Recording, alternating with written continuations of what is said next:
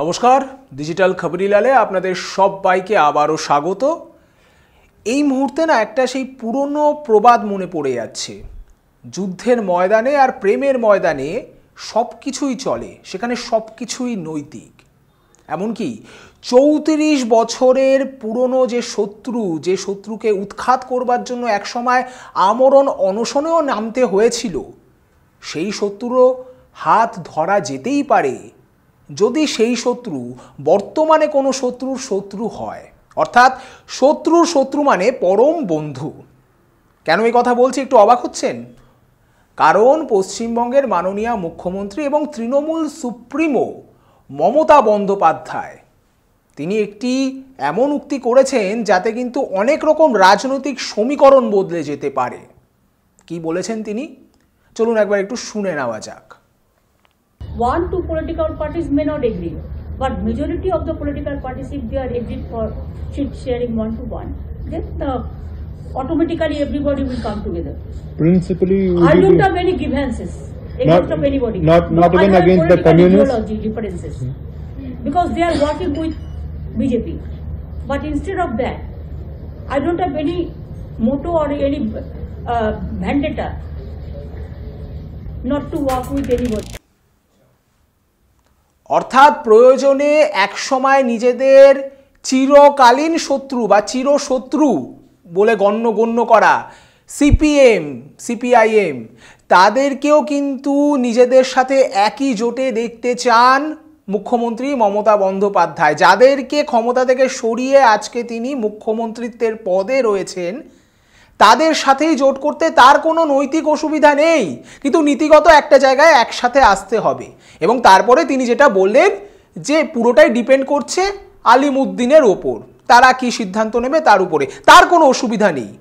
কিন্তু কেন হঠাৎ করে এরকম একেবারে ৩৬০ ডিগ্রি ঘুরে এসে বক্তব্য?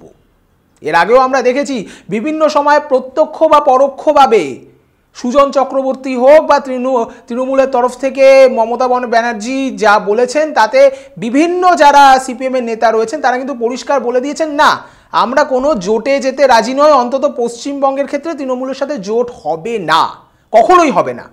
তারপরেও এরকম একটা রিজেক্টেড হওয়ার পরেও এরকম একটা আভাস দিয়ে রাখা, এর অন্যতম কারণই যেটা মনে করছেন রাজনৈতিক মহল, সেটা হলো গিয়ে সমস্ত দরজা খুলে রাখা।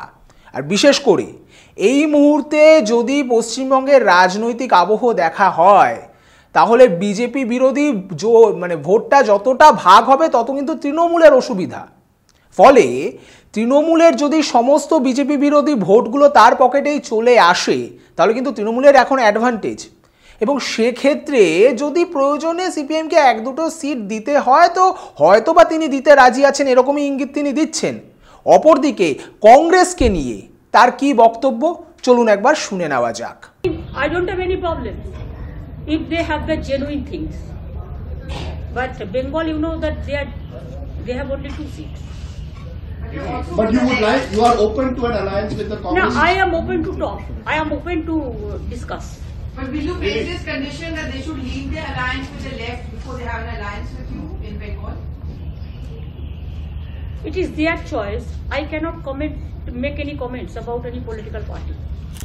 অর্থাৎ রাজনীতি বড় বালাই, এবং সেখানে গদি টিকিয়ে রাখার জন্য যখন যার হাত ধরতে হয় ধরা যেতেই পারে, একসময় হোক না বিরোধী।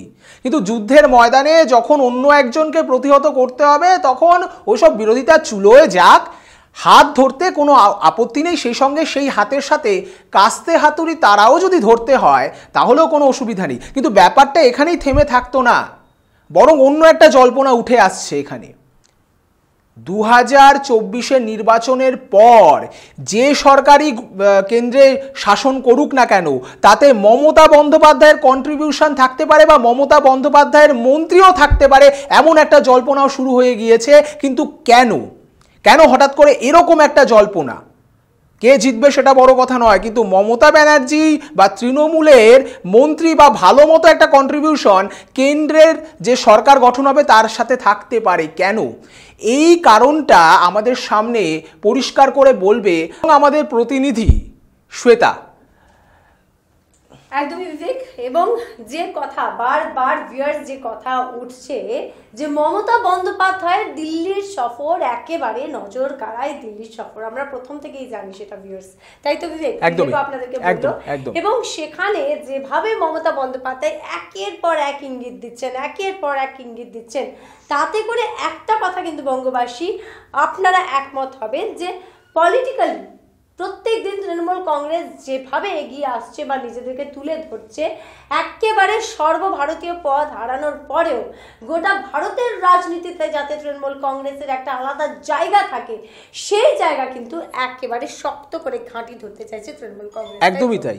আর এই দিল্লির সফর একটা বড় সড়ো হাতিয়ার কিন্তু মমতা বন্দ্যোপাধ্যায়ের কাছে, এবং দেখো বিবেক, সেটাকে কিন্তু যথেষ্টভাবে কিন্তু মমতা বন্দ্যোপাধ্যায় কাজে লাগাচ্ছেন। একদম দিল্লির সফরে গিয়ে তিনি একের পর এক এমন কমেন্ট করছেন, তাতে করে কিন্তু এই রাজনৈতিক দিক কোন দিকে এগোবে, কিভাবে এগোবে, সেই নিয়ে প্রশ্নগুলো আরো অনেক জোরালো হচ্ছে, তাই তো? একদমই। আর এখানেই মমতা বন্দ্যোপাধ্যায় বলেছেন যে বিজেপির সঙ্গে ব্যক্তিগত কোনো সমস্যা নেই, তবে দলের যে নীতি বা আদর্শ বলুন, সেই নীতিগত যে দিক সেটা দুই দলের আলাদা।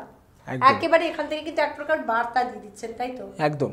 এবং তুমি যেটা বলছো যে বিজেপির সাথে তার নীতিগত পার্থক্য রয়েছে, নীতিগত বৈরিতা রয়েছে, কিন্তু অমিত শাহ কিংবা নরেন্দ্র মোদী তাদের সাথে তার ব্যক্তিগত কোনো শত্রুতা নেই, তাহলে কি এখানে কোথাও না কোথাও তাদের দিকেও একটা আভাস দিয়ে রাখা যে আমি আছি, শত্রুতা থাকতে পারে কিন্তু আপনাদের সাথে ব্যক্তিগত বন্ধুত্ব আছে, এবং এই ব্যক্তিগত বন্ধুত্ব কোনো না কোনোভাবে মসনদের অঙ্কেও গিয়ে কি একটা প্রভাব ফেলতে পারে? শ্বেতা, দেখো, তৃণমূল কংগ্রেস কিন্তু আগে শরিক ছিল, একদমই এনডিএর শরিক ছিল, এবং সেই হিসেবে খুব তাৎপর্যপূর্ণভাবে মমতা বন্দ্যোপাধ্যায় এই মুহূর্তে পলিটিক্যালি যে স্ট্যান্ডটা নিয়েছেন, সেটা ভিউয়ার্স আপনারা লক্ষ্য করে দেখবেন যে ভারতের যে রাজনীতি, সেখানে তৃণমূল কংগ্রেসের যে গুরুত্ব, সেই গুরুত্ব কিন্তু আরো বাড়িয়ে তোলার চেষ্টা করছে। কারণ আমরা দেখেছি যে কংগ্রেস যেভাবে গোহারা হেরেছে বিজেপির কাছে, কিন্তু অন্যদিকে 2021 সালের যদি বিধানসভা নির্বাচনের কথা হয়, তাহলে বাংলা কিন্তু দেখিয়েছে যে কিভাবে একমাত্র মমতা বন্দ্যোপাধ্যায়ের নেতৃত্বে তারা কিন্তু বিজেপিকে একেবারে ব্যাকফুটে পাঠিয়ে দিয়েছে। একদমই। সুতরাং এখান থেকে একটা যে অনেকটা একটা সত্যি কথা আমরা অনেক সময় বলে থাকি যে বিধানসভা লোকসভার যে ইকুয়েশন একেবারে অন্যরকম। কারণ আমরা দেখেছি যে মধ্যপ্রদেশ বা অন্য জায়গায় 2018 সালে যখন বিধানসভা নির্বাচনের ফলাফল বেরোয় আর 19-এ যখন বেরোয়, 18-তে আমরা দেখেছিলাম বিজেপি কিন্তু একেবারে স্কোর করতে পারেনি, আর সেখানে যেভাবে ঘুরে দাঁড়ানো 2019 সালে, সেটা আমরা গোটা দেশবাসী দেখেছি। একদম। সেক্ষেত্রে বিবেক, একটা কথা বলা জরুরি যে মমতা বন্দ্যোপাধ্যায় যে এই উক্তি বা বার্তা, সেটা কিন্তু এক প্রকার বিজেপিকে দিয়ে ফেললো। মানে আগামী দিনে আমরা যদি এই ইকুয়েশন দেখতে পাই যে সেখানেও কিন্তু যদি বিজেপি আবারও সেই ক্ষমতায় আসে, তাহলে তৃণমূল কংগ্রেসের যদি কোনো আমরা হেভিওয়েট কাউকে কেন্দ্রের যে মন্ত্রিত্ব সেখানে দেখি বা আবার কোনো একটা শরিক হিসেবে দেখি, তাহলে কিন্তু কোনো চমকে যাওয়ার ব্যাপার নেই, সেই পথ কিন্তু খোলা তিনি রেখেছেন। এবং শ্বেতা, অনেক ধন্যবাদ তোমাকে, এবং এই গোটা ব্যাপারটার উপরে তুমি যেভাবে নজর রাখো এবং আমাদের ভিউয়ার্সদের আপডেটেড রেখো। কিন্তু এই মুহূর্তে যে প্রশ্নটা আরো মানে মাথাচাড়া দিচ্ছি, সেটা হলো তাহলে সমস্ত দিকের দরজা খোলা রেখে মমতা বন্দ্যোপাধ্যায় তাহলে কি করতে চাইছেন? একদিকে তিনি আজকে ইন্ডিয়া জোটের সাথে বৈঠকে বসছেন, ইন্ডিয়া জোটের বাকি যে শরিক দলগুলো আছে তার সাথে আসন শেয়ারিং বা সিট শেয়ারিং নিয়ে কিন্তু তাদের আজকে মূল বৈঠক। সেখানে দাঁড়িয়ে আবার একটা পরোক্ষভাবে হালকা একটা আভাস দিয়ে রাখা নরেন্দ্র মোদী এবং অমিত শাহের দিকে, ফলে সব মিলিয়ে কিন্তু অঙ্কটা বেশ জটিল। তাহলে কি ইন্ডিয়া জোটের উপরে পুরোপুরি ভরসা করতে পারছেন না, বা সাফল্য নিয়ে কিছুটা হলেও তার মনে সন্দেহ আছে? দিল্লির মসনদের কাছাকাছি থাকা বা দিল্লির উপরে কন্ট্রোল রাখাটা যে কোনো রাজনৈতিক দলের ক্ষেত্রে অন্যতম প্লাস পয়েন্ট।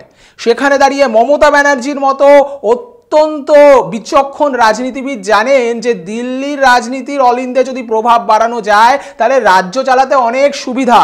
এবং তার থেকেও বড় বিষয়, এই মুহূর্তে রাজ্যে যে সমস্ত তদন্ত প্রক্রিয়া চলছে সেখানে বারংবার তারা উল্লেখ করছেন যে কেন্দ্র কিন্তু প্রতিহিংসা পরায়ণ হয়ে উঠেছেন। কোথাও গিয়ে কিন্তু রাজনীতির কারবারিরা এই প্রশ্নও করছেন যে পরোক্ষভাবে কি এই বার্তাটাও দিয়ে রাখছেন যে একটু নরম হন, আমিও নরম হব বা আমিও আছি। প্রশ্ন অনেক, উত্তর এখন অজানা।